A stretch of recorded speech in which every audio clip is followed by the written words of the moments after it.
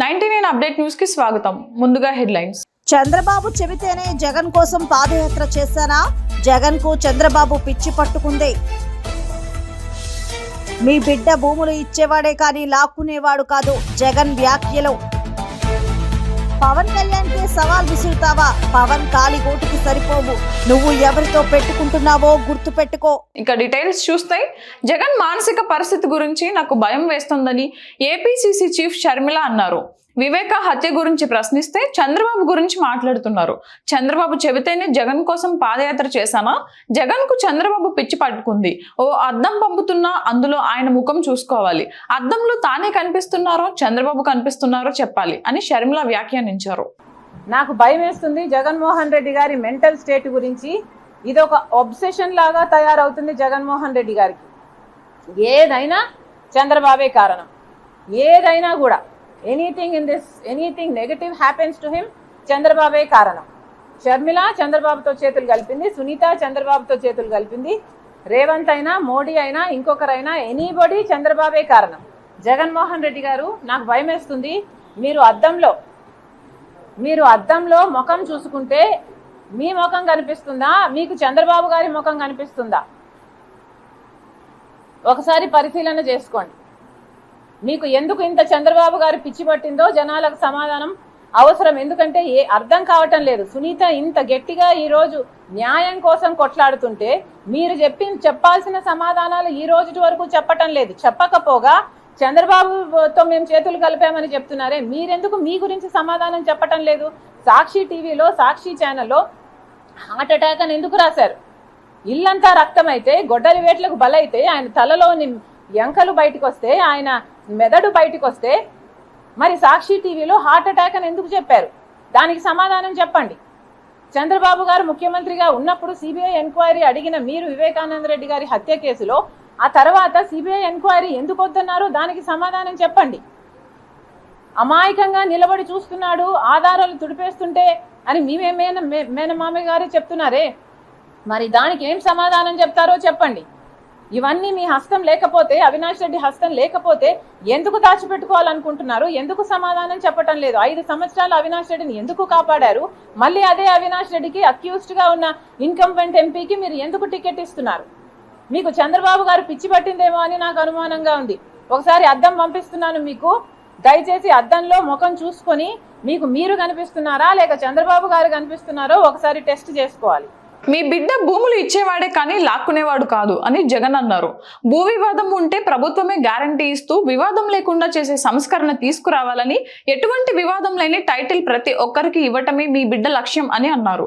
రాష్ట్ర వ్యాప్తంగా 100 ఏళ్ల తర్వాత సర్వే చేపిస్తున్నాం. అది పూర్తి అయితే ప్రతి రైతన్న దగ్గర పూర్తి హక్కులతో భూపత్రాలు ఉంటాయి. ఆ తర్వాత ల్యాండ్ టైటిలింగ్ యాక్ట్ తీసుకువస్తామని పేర్కొన్నారు. మీ ఇంటికంతా ఫోన్లు కూడా చేస్తూ ఉన్నారు. మీ అందరికీ కూడా IVRS ద్వారా ఫోన్లు కూడా చేసి మీ భూములన్నీ జగన్ లాక్కుంటాడు అని చెప్పి ప్రచారం చేస్తూ ఉన్నాడు.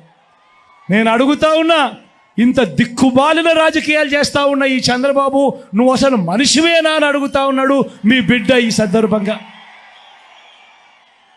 మీ జగన్, మీ బిడ్డ భూములు ఇచ్చేవాడే కానీ భూములు లాక్కునేవాడు కాదు మీ బిడ్డ. అసలు చంద్రబాబు నాయుడు అడుగుతా ఉన్నా, అయ్యా అసలు నీకు ల్యాండ్ టైటిలింగ్ యాక్ట్ అంటే ఏమిటో తెలుసా చంద్రబాబు అని అడుగుతా ఉన్నా. అసలు ల్యాండ్ టైటిలింగ్ యాక్ట్ అంటేనే దాని అర్థం ఏమిటి అని అంటే, భూముల మీద సంపూర్ణ హక్కులు రైతన్నలకు ఎల్లవేళలా ఉండేట్టుగా ఒక యాక్ట్ చేయడమే, దాన్నే ల్యాండ్ టైటిలింగ్ యాక్ట్ అంటారు చంద్రబాబు. ఫస్ట్ అది తెలుసుకో అని అడుగుతా ఉన్నా. ఇవాళ ఇదే పెద్ద మనిషి చంద్రబాబు నాయుడు గారు చేస్తూ ఉన్న తప్పుడు ప్రచారాలకు ప్రతి ఒక్కరికి తెలిసి ఉండాలి. కాబట్టి ఈరోజు మీ అందరితో కూడా ఒక 2 నిమిషాలు దాని గురించి చెబుతా. ఈ ల్యాండ్ టైటిలింగ్ యాక్ట్ అన్నది రాబోయే రోజుల్లో ఒక పెద్ద సంస్కరణ అవుతుంది. ఎందుకంటే ఈరోజు ఏ భూమి ఎక్కడ కొనాలనుకున్నా కూడా ఆ భూములన్నిటిలో కూడా ఈరోజు వివాదాలు ఉన్నాయి. ఆ భూముల్లో ఎక్స్టెంట్ అన్న తక్కువ ఉంటుంది, సబ్ డివిజన్ అన్నా జరగకపోయి ఉంటుంది, సర్వేలన్నా జరగకపోయి ఉంటాయి, రికార్డులన్నీ అప్డేట్ కాకపోయి ఉంటాయి. వీటి అన్నిటి వల్ల భూ వివాదాలు పెరిగి ఇవాళ రైతన్నలు ప్రజలు అందరూ కూడా కోర్టుల చుట్టూ తిరిగే కార్యక్రమం, అధికారుల చుట్టూ తిరిగే కార్యక్రమం జరుగుతూ ఉంది. మీ బిడ్డ రాబోయే రోజుల్లో చేయాలనుకునే సంస్కరణ ఏమిటి అంటే, ఏ రైతన్నా కూడా, ఏ ఒక్కరు అయినా కూడా వాళ్ళ భూముల కోసము ఎవరి చుట్టూ తిరగాల్సిన పని ఉండకూడదు. ఏ కోర్టుకు వివాదాలకు సంబంధించిన ఏ కోర్టుకు వెళ్లాల్సిన పరిస్థితి ఆ భూముల మీద వాళ్ళకు సంపూర్ణ హక్కులు వాళ్లకు కల్పిస్తూ, ఆ భూముల మీద ఏదైనా వివాదం ఉంటే ఆ వివాదాన్ని గవర్నమెంట్ గ్యారంటీ ఇస్తూ వివాదం లేదు ఈ భూములు అని చెప్పే ఒక సంస్కరణ తీసుకుని రావాలని మీ బిడ్డ ఆలోచన. మీ బిడ్డ ఆలోచన ఆ భూముల మీద ఏదైనా వివాదం ఉంటే ఆ వివాదానికి ఏకంగా ఇన్సూరెన్స్ కూడా చేసి ఎటువంటి వివాదము కూడా ఉండకుండా చూడాలి అనేదే మీ బిడ్డ. టైటిల్ ఇన్సూరెన్స్ కూడా చేసి ఎటువంటి వివాదము లేని టైటిల్స్ ప్రతి ఒక్కరి దగ్గర ఉండాలి అనేదే మీ బిడ్డ లక్ష్యం. కానీ ఇది జరగాలి అని అంటే మొట్టమొదటిగా జరగాల్సిందేమిటంటే, రాష్ట్ర వ్యాప్తంగా జరుగుతూ ఉన్న సర్వే పూర్తి కావాలి. 100 సంవత్సరాల తర్వాత అప్పుడెప్పుడో బ్రిటిషర్లు సర్వే చేశారు. దాని తర్వాత ఈ దేశంలో కానీ ఈ రాష్ట్రంలో కానీ సర్వేలు మళ్ళీ చేసే పరిస్థితి లేదు. ఈరోజు మొట్టమొదటిసారిగా మీ బిడ్డ గ్రామ సచివాలయాలు తీసుకొని వచ్చి అందులో ఏకంగా 15,000 సర్వేయర్లను కూడా అందులో పెట్టి, ఇంట్లో పిల్లలను చూసుకోవాలన్నా, పరిశ్రమలను నడపాలన్నా అది మహిళలకే సాధ్యమని నారా బ్రాహ్మణి అన్నారు. తగినంత ప్రోత్సాహం అందిస్తే ఏ రంగంలోనైనా మహిళలు అద్భుతాలు సృష్టిస్తారని తెలిపారు. తన భర్త నారా లోకేష్ తరపున ఎన్నికల ప్రచారంలో భాగంగా మంగళగిరి వైష్ణవి ఫంక్షన్ హాల్లో జరిగిన స్త్రీ శక్తి మహిళా మిత్ర డ్వాక్రా మహిళలతో ఆమె సమావేశమయ్యారు.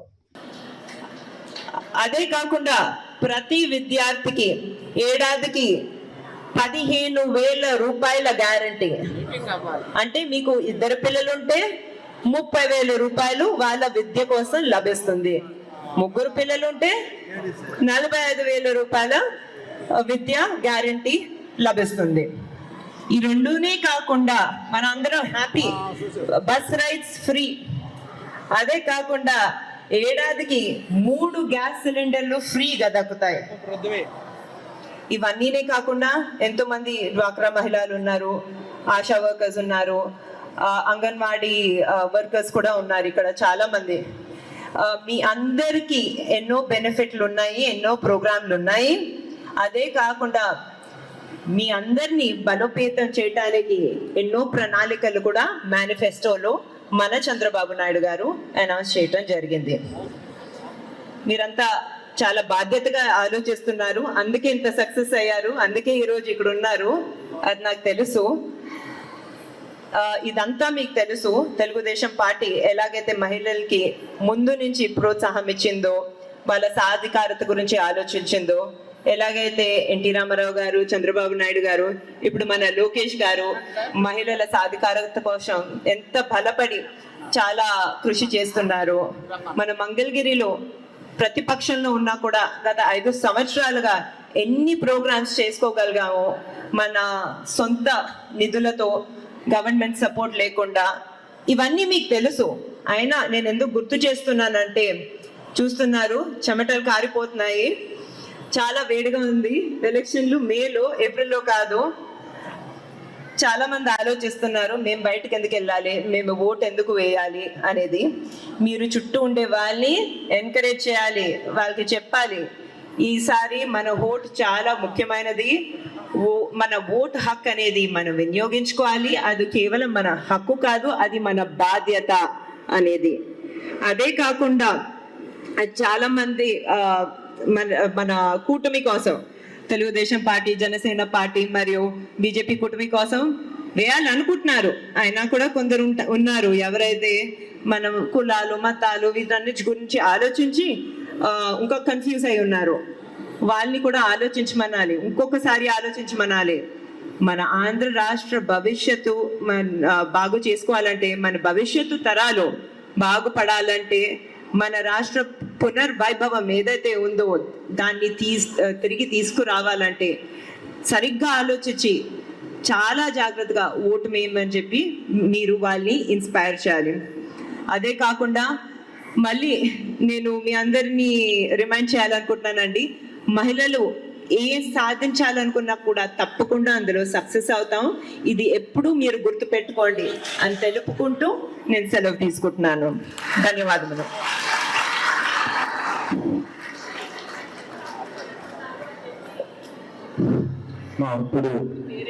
శాంతి అండి. వృద్ధులకి పెన్షన్ లేకుండా చేసి చంద్రబాబు నాయుడు గారు ఇళ్ళకి రాకుండా చేసి చాలా మంది చచ్చిపోయేలాగా ఇది చేస్తున్నారని చెప్పేసి ప్రాపకాండ బాగా వెలువెట్టి చేశారమ్మా. దాని గురించి మీరు ఏమన్నా మాట్లాడారు? వైసీపీ ప్రభుత్వంపై జనసేనాని పవన్ కళ్యాణ్ తీవ్ర విమర్శలు చేశారు. జగన్ ప్రభుత్వం డబుల్ డి ప్రభుత్వం. దాడులు, దోపిడీలు, బూతులు తప్ప ఈ ప్రభుత్వం చేసిందేమీ లేదు. వైసీపీ నేతల బూతులు, దాడులకు పన్ను వేస్తే నిధులకు కొరత ఉండదు. ఇంట్లో ఉన్న వాళ్ళను కూడా వ్యక్తిగతంగా దూషిస్తున్నారు. స్వేచ్ఛ ఈ దేశానికి వెన్నుముక. జగన్ను చూసి వైకాపా నాయకులను చూసి భయపడాలా అని గుడివాడ సభలో పవన్ ప్రశ్నించారు. చలిస్తే నాన్నలేని బిడ్డలా అని చెప్పి మీరు అందరూ ఇచ్చారు. నాన్నలేని బిడ్డ మీకేమిచ్చాడు? ఉద్యోగాలు ఇవ్వలా, సిపిఎస్ రద్దు చేయలా, మెగా డిఎస్సి ఇవ్వలా, పోలీసులకి సరైన జీతాలు బత్యాలు ఇవ్వడం, కూర్చోబెట్టి రైతులకి సాగునీరు ఇవ్వడం, తాగడానికి తాగునీరు ఇవ్వడం, మనకు రోడ్లు కనీసం పూడ్చడం. ఏదైనా మాట్లాడితే రోడ్లేమో గోతులు, మా నోరు తెరిస్తే బూతులు. ఇంకెక్కడికి వెళ్తాం? ఇంకెక్కువ మాట్లాడితే కేసులు. ఎవడన్నా సరే చెరువులు తవ్విస్తారు. వీళ్ళు పంచాయతీ చెరువుల్ని అనుమతి లేకుండా మట్టి తవ్వుకుంటా ఉన్నారు. ఎస్సీల శ్మశాన వాటికలు కూడా మట్టి నమ్ముకున్న దిగజారుడు వ్యక్తులు వీళ్ళు.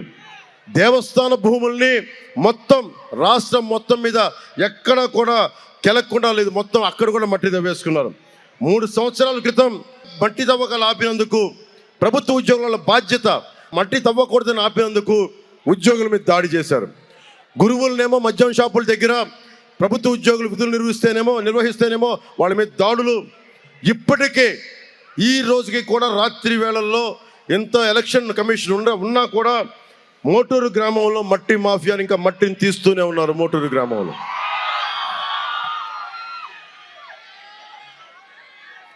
మీకోసం నిలబడే వ్యక్తులు కావాలి. మీకు అసెంబ్లీలో మీకోసం పోరాటం చేసేవాళ్ళు కావాలి.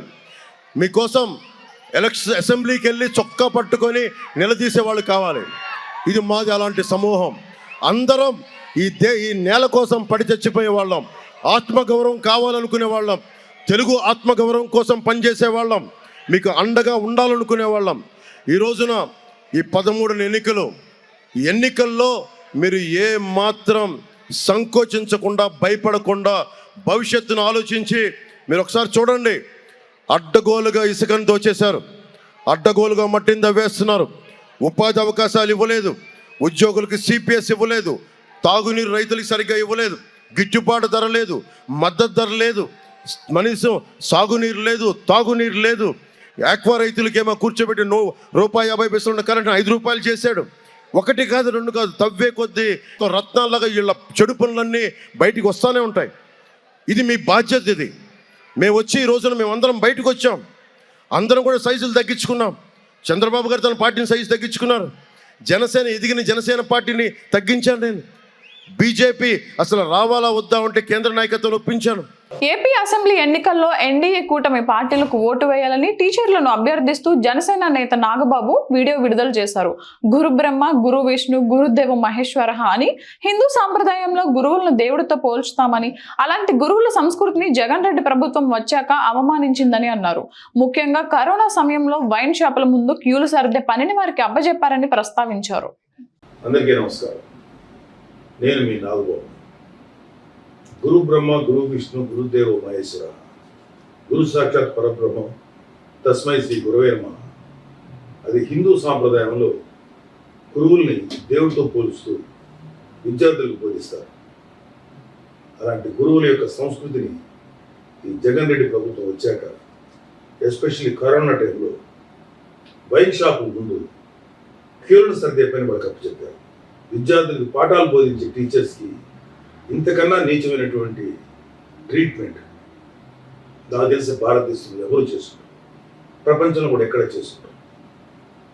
ప్లీజ్ మై డియర్ టీచర్స్, ఎవరైతే ఉన్నారో ఉపాధ్యాయ వృత్తిలో ఉన్నవారు, ఈ ఉపాధ్యాయ వృత్తిని అగౌరవపరిచేటువంటి వైసీపీ ప్రభుత్వానికి మాత్రం దయచేసి ఓటు వేయకండి.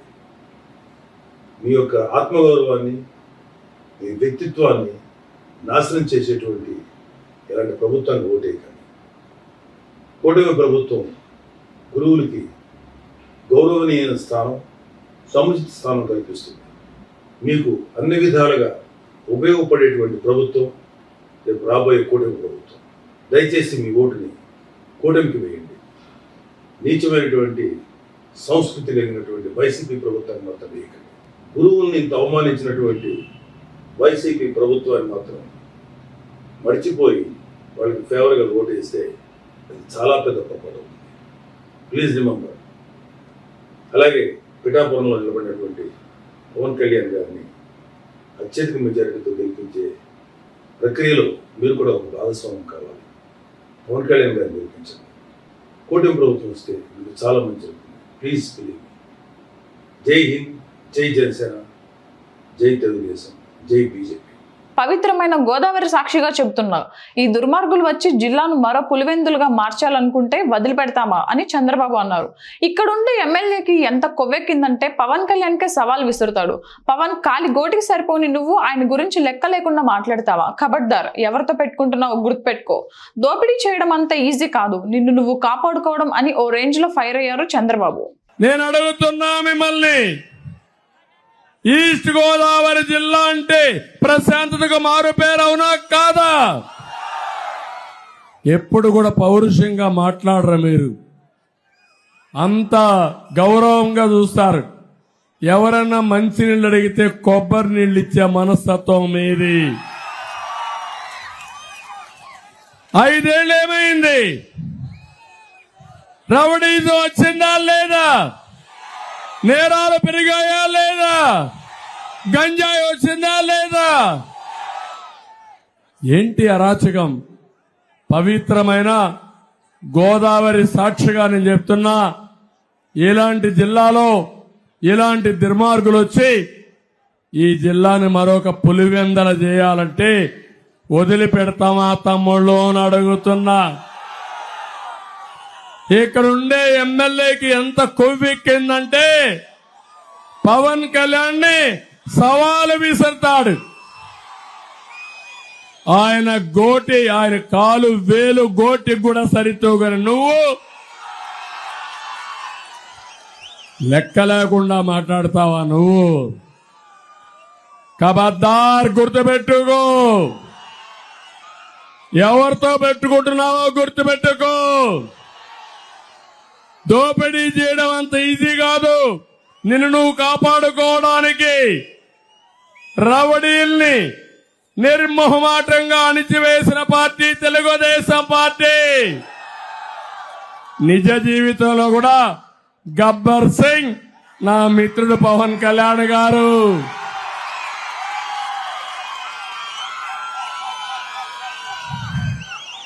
అందుకే ఖబర్దార్, జాగ్రత్తగా ఉండండి. మాట్లాడేటప్పుడు ఒళ్ళు దగ్గర పెట్టుకొని మాట్లాడండి. రాష్ట్రాన్ని దోపిడీ చేసి ఎక్కడికక్కడ కొవ్వెక్కిపోయి డబ్బుల మదంతో విర్రవీగే పరిస్థితికి వచ్చారు. ఈ విర్రవీగే వాళ్ళకు ఒకటే చెప్తున్నా, కళ్ళు వేసే బాధ్యత మాదని మీ అందరికీ హామీ ఇస్తున్నా.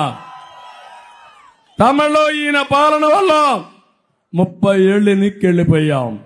బాధ నా గురించి కాదు, పవన్ కళ్యాణ్ గారి గురించి కాదు, మీ గురించి బాధపడుతున్నాం. మీ యొక్క జీవన ప్రమాణాల గురించి బాధపడుతున్నాం. అదే మా ఆవేదన.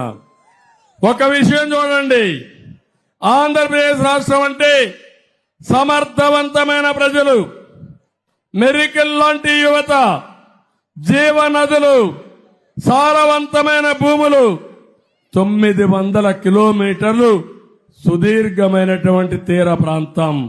బీజేపీ కలిసి పొత్తు పెట్టుకునే కర్మ తమకు పట్టలేదని కీలక వ్యాఖ్యలు చేస్తారు కేటీఆర్. మా చెల్లి కవితని జైల్లో పెట్టిన పార్టీతో తామెందుకు కలుస్తామని ప్రశ్నించారు. పాలన అంటే బూతులు మాట్లాడడం కాదని రేవంత్ రెడ్డికి సూచించారు. తెలంగాణలో పాలన పిచ్చోడి చేతిలో రాయిలా మారిందని విమర్శించారు.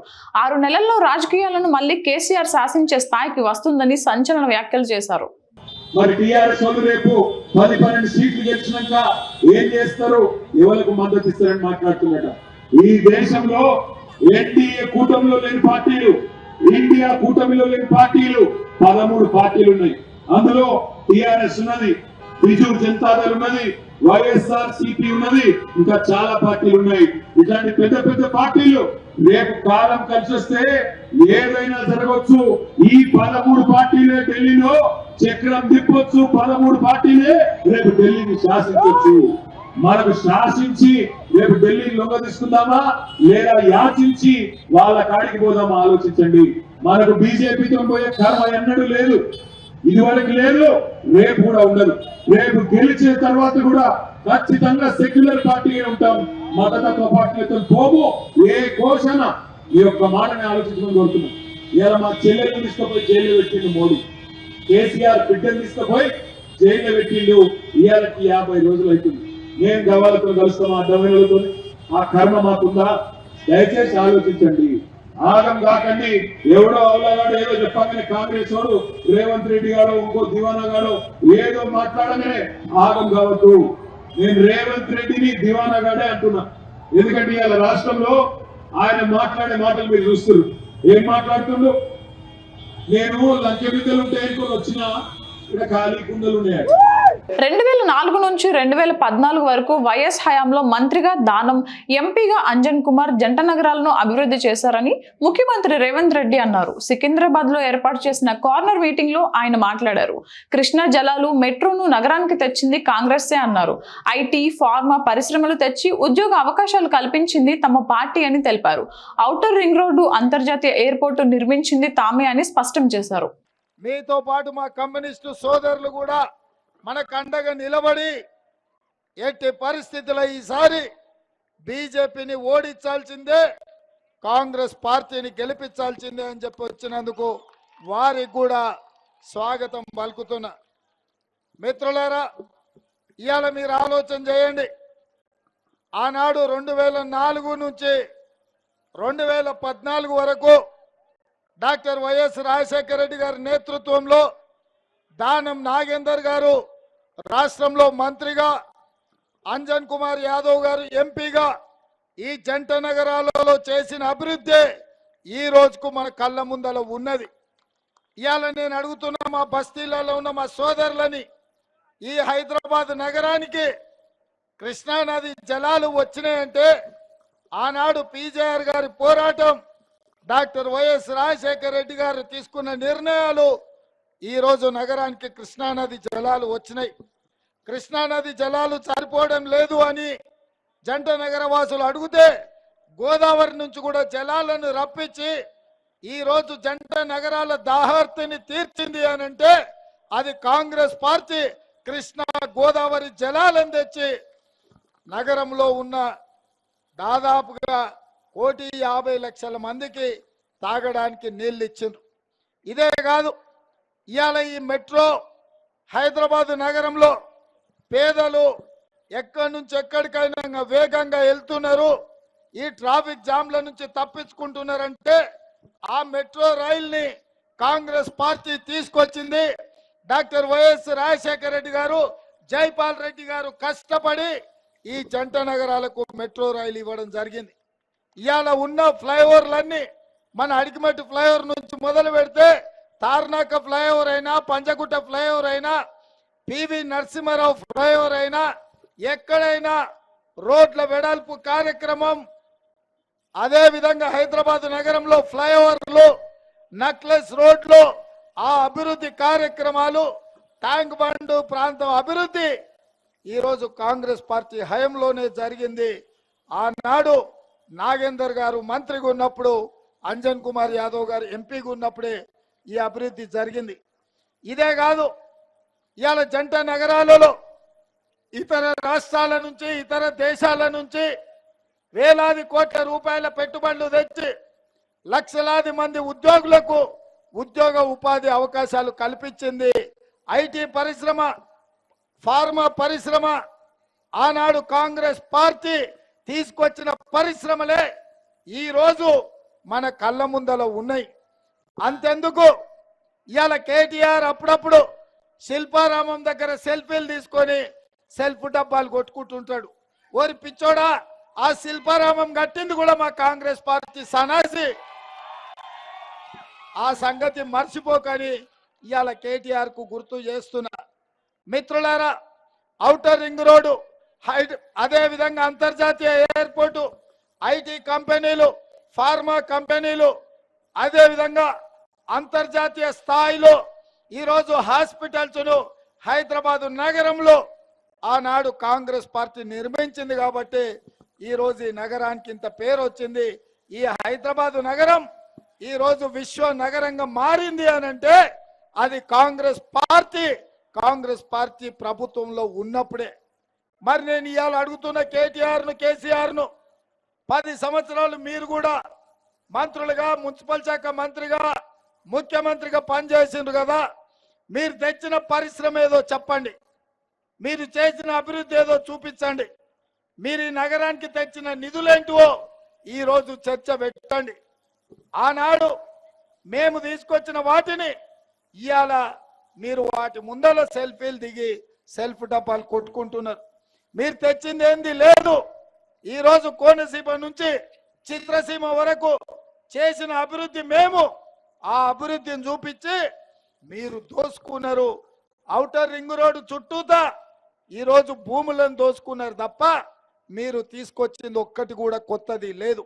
అందుకే మిత్రులారా, ఈ జంట నగరాలకు మళ్ళీ పూర్వ వైభవం తీసుకురావాలి అంటే మొన్న డిసెంబర్లో మీరు కష్టపడి రాష్ట్రంలో కాంగ్రెస్ పార్టీని అధికారంలోకి తీసుకొచ్చారు.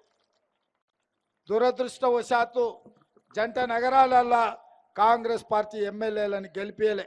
ముషీరాబాద్ నుంచి అంజన్ కుమార్ యాదవ్ను గెలిపించుంటే ఇవాళ రాష్ట్రంలో మంత్రి అయి ఉండేవాడు, మీ ప్రాంతాన్ని అభివృద్ధి చేసి ఉండేవాడు.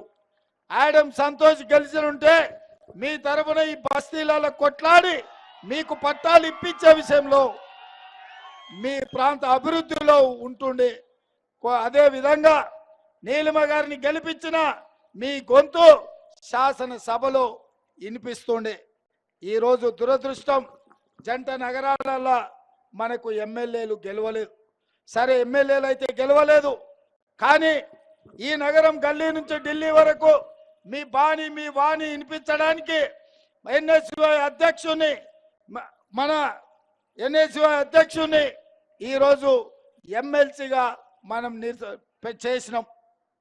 యూత్ కాంగ్రెస్ జాతీయ ప్రధాన కార్యదర్శి, సికింద్రాబాద్ అధ్యక్షుడిగా పనిచేసిన అనిల్ కుమార్ యాదవ్ను ఈరోజు రాజ్యసభ సభ్యుడిగా చేసినాం.